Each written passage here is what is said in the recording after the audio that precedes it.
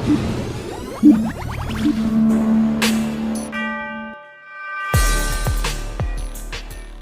bismillahirrahmanirrahim. Assalamualaikum warahmatullahi wabarakatuh. Bagaimana kabar teman-teman semua? Semoga sehat selalu dan senantiasa dalam lindungan Allah Subhanahu wa taala. Baik, perkenalkan saya Muhammadul Al-Hikam. Saya dari kelompok D dalam mata kuliah digitalisasi hadis. Ada rekan saya juga Abdul Haki, Aris Eka Putra dan juga Anissa Fauziah. Pada kesempatan kali ini kami akan berbagi cara bagaimana mengoperasikan Google Classroom sebagai media pembelajaran Al-Quran. Baik, langsung saja kita mempersingkat waktu. Yang pertama adalah kita membuka Google Classroom. Nah, kita sudah masuk Google Classroom. Langkah yang pertama itu kita buat kelas terlebih dahulu. Di sini ada tanda plus, kita masuk ya.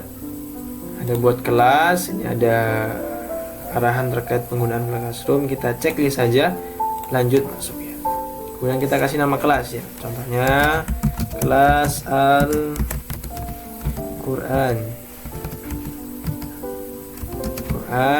bagian kita kasih Senin, bisa kasih hari ya di bagian jam 8 sampai jam 9 semisal jam 9 WIB semisal. Nah, kita langsung saja buat ya, masuk ke buat. Ini nunggu beberapa saat ini ya, agak sedikit loading.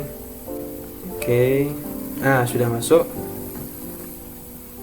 Nah, di sini yang paling terpenting untuk kita bisa memberikan materi kepada siswa atau murid kita, kita masuk ke Google tugas kelas. Di sini ada mengumumkan sesuatu ke kelas, misal kita ingin mengumumkan tentang pembelajaran akan dimulai minggu depan, atau terkait dengan hal-hal yang ingin kita sampaikan kepada sendiri di sini ya. Nah, masuk ke tugas kelas. Nah, yang pertama kita buat topik. Di sini kita tulis saja materi pertama, tambahkan. Oke, sudah jadi. Setelah kita buat materi pertama, nanti kita juga bisa materi kedua, ketiga dan setelahnya. Kita buat di sini materi yang ingin kita sampaikan apa di sini. Nah, setelah masuk ke materi, di sini kita tulis judulnya ya, dasar mempelajari Al-Quran, dan kita berikan deskripsi. Silakan semua siswa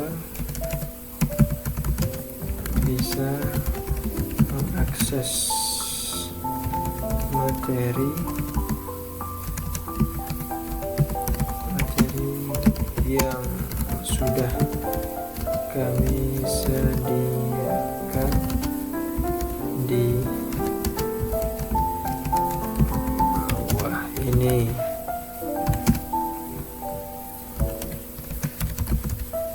Silakan dipelajari.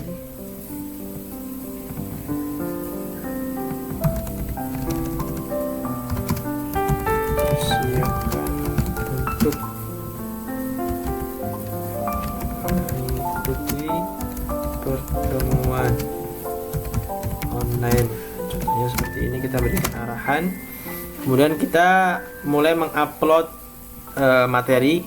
Di sini ada tambahkan, kita ambil. Nah, kita masuk dulu ke Google Drive karena kita harus mengupload dulu materinya. Diupload di browser. Nah, di sini kita sudah siapkan materi ya, dasar mempelajari Al-Quran. Kemudian kita open, tunggu beberapa saat. Nah, oke, sudah terupload ya, sudah terupload. Kemudian kita di sini topiknya kita tentukan ya. Oh, materi pertama ya, sudah. Ini sudah ada judul, deskripsi, kemudian juga ada materinya. Nah, kemudian kita mulai posting saja. Posting. Nah, baik, materi sudah kami posting. Nah, kita masuk ke forum lagi. Di ini semua materi akan bisa dilihat oleh semua siswa ya. Materi yang kami upload bisa dilihat oleh semua siswa. Kemudian contohnya kita langsung masuk ke materinya, kita akses ya, kita buka. Nah, di sini kita akan dapatkan arahan. Kemudian ada materi yang sudah kita persiapkan. Kemudian nanti para siswa mengakses tentang materi ini. Kita buka ya.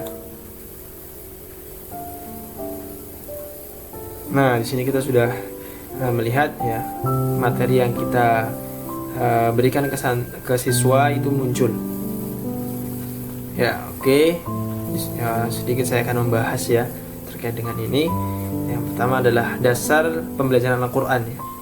Sumber yang paling utama ketika kita belajar Al-Quran adalah Al-Quran sendiri. Karena dalam Al-Quran, surat yang pertama turun itu memerintahkan untuk kita membaca Iqra ya. Kata Iqra di sini tidak hanya mencakup tentang kita membaca buku, tetapi yang lebih luas lagi dan lebih utama lagi adalah perintah untuk membaca Al-Quran itu sendiri. Karena Al-Quran menjadi pedoman dasar umat muslim ya, pedoman dasar orang-orang beriman dalam menjalani kehidupan ya. Kemudian dilanjut Iqra bismi rabbikal ladzi khalaq khalaqal insana min 'alaq sampai ayat kelima.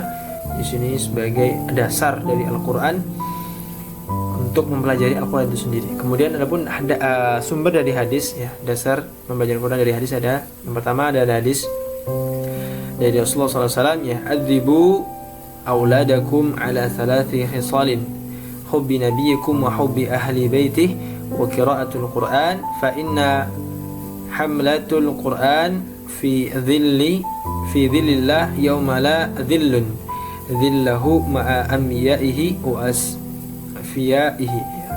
Didiklah anakmu dengan 3 perkara: mencintai nabimu yang pertama, kemudian mencintai keluarganya yaitu keluarga nabi, dan yang ketiga mencintai Al-Quran. Karena sungguhnya orang yang berpegang teguh dengan Al-Quran berada dalam lindungan Allah pada hari tidak ada perlindungan kecuali hanya lindungan Allah bersama para anbiya dan juga sahabat-sahabat yang tulus.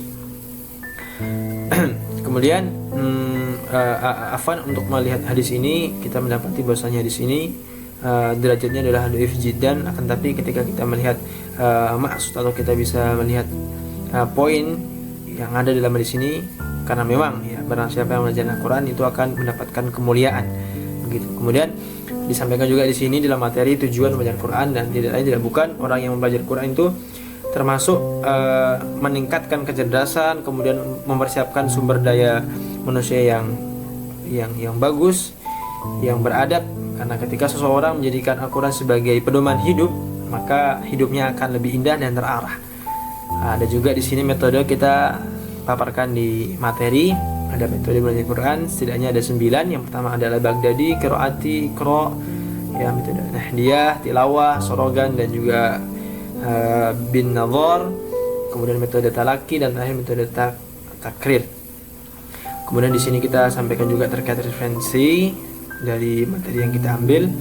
Kemudian terakhir terima kasih. Nah, baik, ya, ini contoh materi yang kita sampaikan kepada para siswa ya terkait pembelajaran Al-Quran menggunakan media Google Classroom ya. Jadi materi yang kita upload di sini itu bisa diakses oleh semua siswa ya. Baik, mungkin cukup sekian dari saya. Akan dilanjut oleh teman kami untuk penjelasan selanjutnya. Syukran. Wassalamualaikum warahmatullahi wabarakatuh.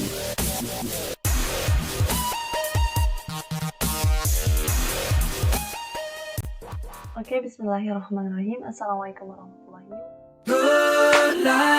Good life. Allah, wanna thank you for the good life. I wanna wake up in the